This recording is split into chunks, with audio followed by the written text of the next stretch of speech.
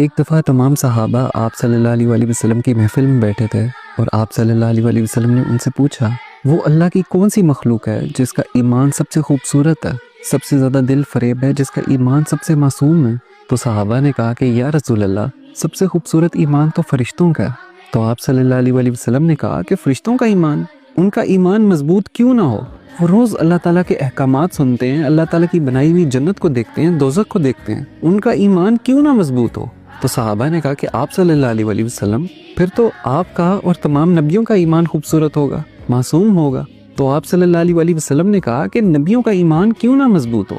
ان پر تو اللہ کی وحی نازل ہوتی ہے، اللہ تعالیٰ کے احکامات ان پر اترتے ہیں، ان کا ایمان کیوں نہ مضبوط ہو؟ تو صحابہ نے کہا پھر ہمارا ایمان مضبوط ہے، معصوم ہے، دل فریب ہے۔ تو آپ صلی اللہ علیہ وسلم نے کہا کہ تمہارا ایمان کیسے مضبوط نہ ہو؟ کیا میں تم میں موجود نہیں ہوں؟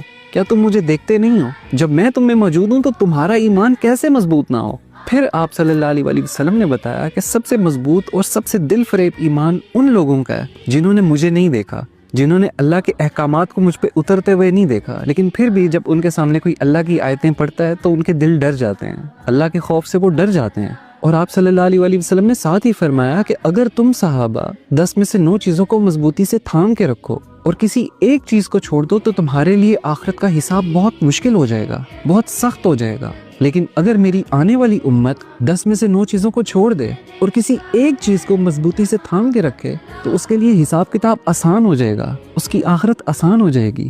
یہ محبت تھی آپ صلی اللہ علیہ وسلم کی ہمارے لیے، اپنی امت کے لیے، جنہوں نے ان کو نہیں دیکھا، جنہوں نے ان کے ذریعے